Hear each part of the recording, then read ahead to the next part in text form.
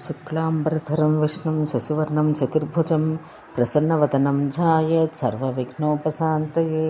అందరికీ నమస్కారం అండి. ఈరోజు మనం కూర్మ పురాణం చదువుకుంటున్నాము. ఈరోజు మొదలు పెడుతున్నాం. కూర్మ పురాణం విశేషాలు. యస్యాత్ సంజాయతే కృత్స్నం యత్ర చైవ ప్రదీయతే నమస్తస్మై మహేశాయ విష్ణవే కూర్మరూపిణే.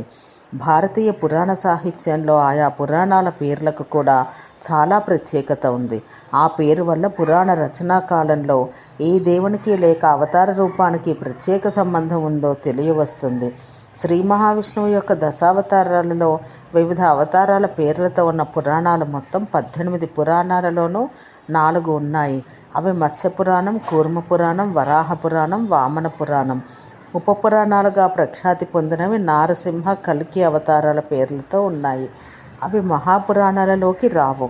శ్రీ మహావిష్ణువు యొక్క దశావతారాలలో కూర్మావతారం 2వది.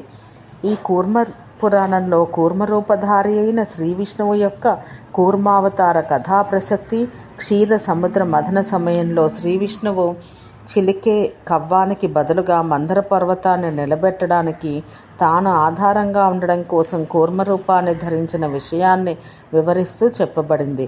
ఈ వృత్తాంతమే మత్స్యపురాణంలో జలప్రళయం వచ్చిన సమయంలో మత్స్యావతారధారి అయిన విష్ణువు ద్వారా వైవస్వత మనువుకి కూర్మరూపం గురించి తెలుపబడింది. అలాగే వరాహ రూపంలో కూడా జలప్రళయ సమయంలో భూదేవిని ఉద్ధరించడానికి వరాహ రూపమెత్తిన శ్రీ మహావిష్ణువే భూదేవికి కూర్మావతార విషయం తెలిపినట్లుగా ప్రస్తావించబడింది. వామన పురాణంలో కూడా వామన రూపధారి అయిన విష్ణువు బలిని 3 అడుగుల నేలను యాచించడానికి వచ్చిన సమయంలో ఈ అవతార ప్రసక్తి తీసుకొని రాబడినట్లు ఉంది. మొదటిసారిగా జన్మ ఎత్తినప్పుడు ఇంద్రద్యుమ్నుడనే రాజుకి కూర్మావతార రూపంలో ఉన్న విష్ణువు ఈ పురాణాన్ని ఉపదేశించినట్టు చెప్పబడి ఉంది.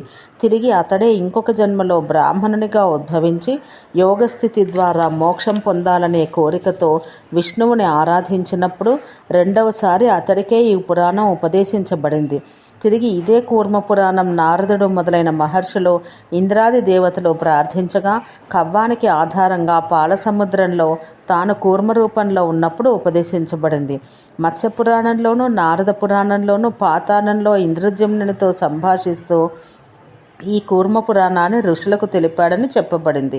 ఈ పురాణంలో ధర్మ, అర్థ, కామ, మోక్షాలనే చతుర్విధ పురుషార్థాల వివరణ ఉంది. ఇంద్రజమ్నుడు శ్రోతగా ఈ కథ చెప్పబడింది. ఈ 2 పురాణాల్లో చెప్పిన విషయాలు ఈ విధంగా కూర్మ పురాణంలోనే చెప్పబడ్డాయి. తద్వదాశేషమస్మాకం యదుక్తం భవతా పురా ఇంద్రజిమ్నాయ విప్రాయ జ్ఞానం ధర్మాది గోచరం శుశ్రూషుశ్చాప్యయం శక్రః సఖావత జగన్మయం తతః స భగవాన్ విష్ణుః కూర్మరూపీ జనార్దనః రసాతల గతో దేవో నారదాద్యై మహర్షిభిః పృష్టః ప్రోవాచ సకలం పురాణం కౌర్మముత్తమం. ఇంద్రజిమ్నుడు కూర్మరూపధారి అయిన విష్ణువు యొక్క కథయందు విష్ణువు మొదట ఇంద్రజిమ్నుడికి చెప్పాడని, తర్వాత సముద్ర మథనం సమయంలో ఇంద్రునికి ఋషులకు చెప్పాడని వృత్తాంతాలు కూర్మావతారునికి ఋషులకు జరిగిన సంవాద రూపంగా చెప్పబడిన ఈ పురాణాంశాలను బట్టి వీటిని రోమహర్షణ సూతుడు నైమిసారణ్య నివాసులైన ఋషులకు చెప్పాడనే అంశం మౌలికంగా ప్రాచీనమైంది. అటు తర్వాత యుగధర్మాలు, తీర్థక్షేత్ర మహత్యాలతో కూడిన అంశాలు గల అధ్యాయాలు తర్వాత చేర్చబడ్డాయి. అష్టాదశ పురాణాలలో కూర్మ పురాణ స్థానం.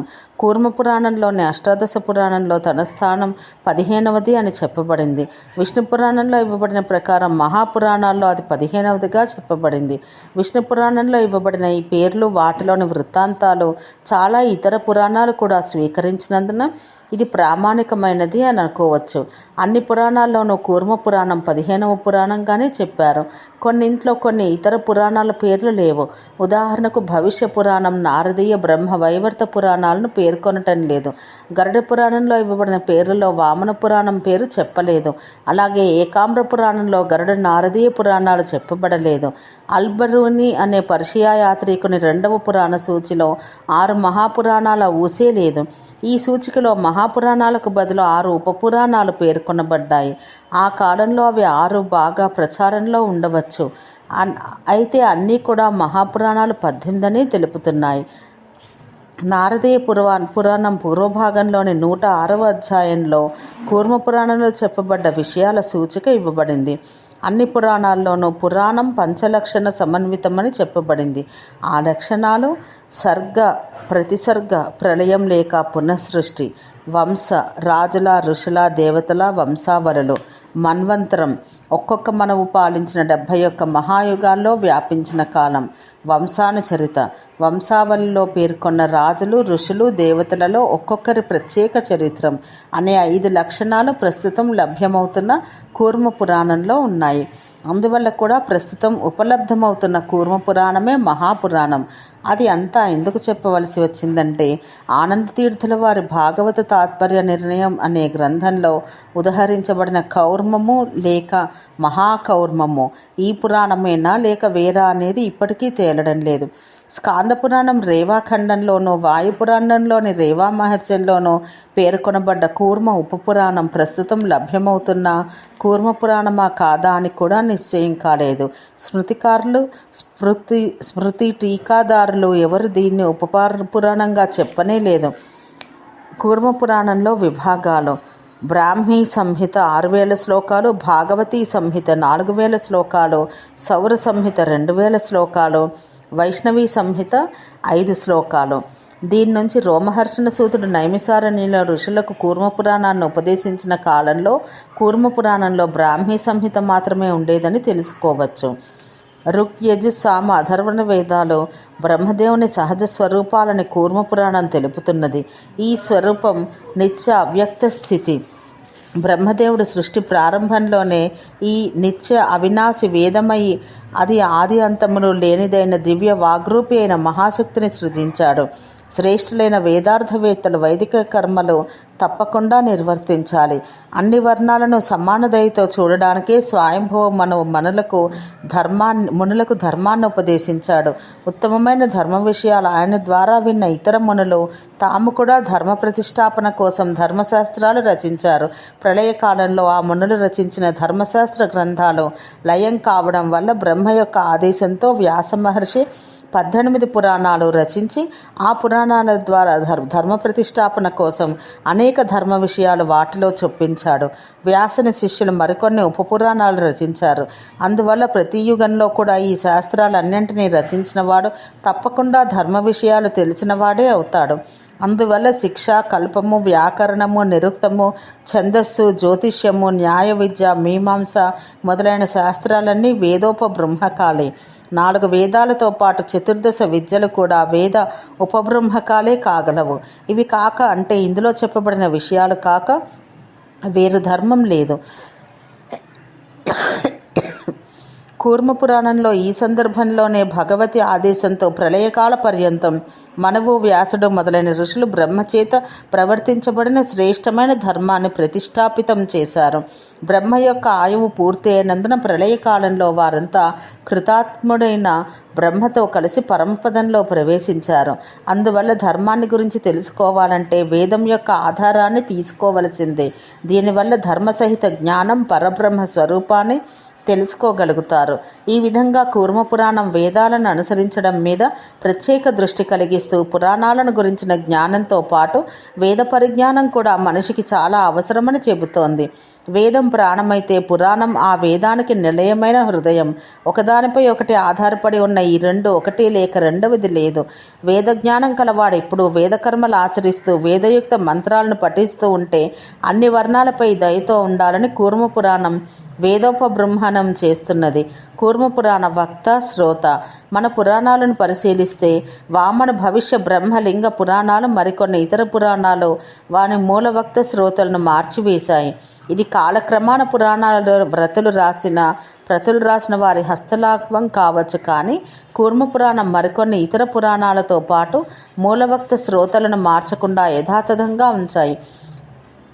ఏకద్వహ కథితం విప్రా భోగమోక్ష ప్రదాయకం కౌర్మం పురాణమఖిలం యజ్ఞగాథ గదాధర.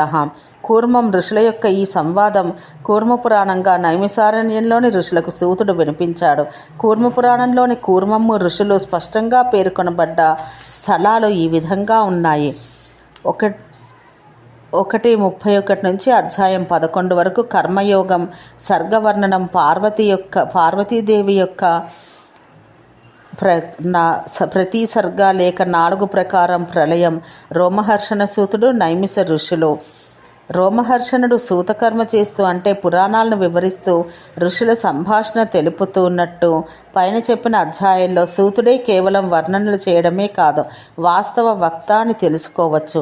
సూతునిచే కూర్మపురాణ ప్రారంభం, వంశానుచరితుల కథనం, యుగధర్మాలను గురించి చెబుతూ వ్యాసుడు అర్జునుల సంభాషణ సూతుడు ప్రారంభించడం, భువన కోసం జ్యోతిస్సన్నివేశం, చతుర్దశ మన్వంతరాలు, వేదవ్యాస పరమశివుల అవతార వర్ణన, వేదశాఖల వివరాల వర్ణన, తీర్థవర్ణన, ఉపసంహారం, కూర్మపురాణ అనుక్రమణిక, ఫలశ్రుతి, ముఖ్యంగా సూతుని ద్వారా ప్రధానంగా పురాణంలో చెప్పబడ్డ విషయాలు. వ్యాసుడు అర్జునుల సంవాదం. వ్యాసుడు అర్జునునికి యుగధర్మాలు, ముఖ్యంగా ధర్మాల వర్ణన ఉపదేశం చేశాడు. అలాగే కలిదోషాల నుంచి విముక్తులు కావడానికి శివభక్తి సాధనమని తెలుపుతాడు. ఇక్కడ వ్యాసుడు తన శిష్యుడైన జైమునికి వారణాసి మహత్యాన్ని వివరిస్తాడు. ఈ సందర్భంలోనే మేరు పర్వతం మీద మహాదేవునికి పార్వతికి జరిగిన సంవాదాన్ని వివరిస్తారు.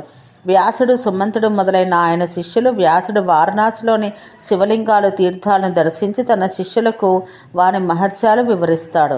మార్కండేయుడు, యుధిష్ఠిరుడు. ఈ అధ్యాయాల్లో మహాభారత యుద్ధంలో తన బంధువులు, మిత్రుల వధతో దుఃఖాన్ని పొందిన యుధిష్ఠిరునికి ప్రయాగ మహత్యాన్ని వివరిస్తాడు.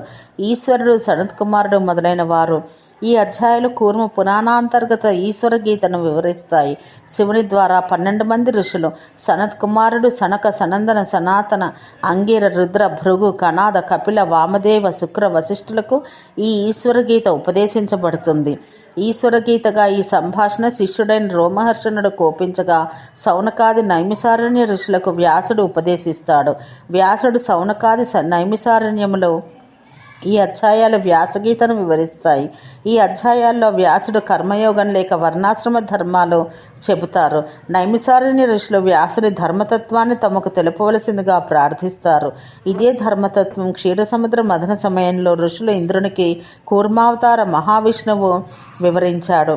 ఈ విధంగా ఈ సందర్భంలో వ్యాసుడు కూర్మ రూపంలో విష్ణువు, ఋషులు ధర్మ విషయక సంభాషణ వివరించిన వారిగా తెలుస్తున్నది.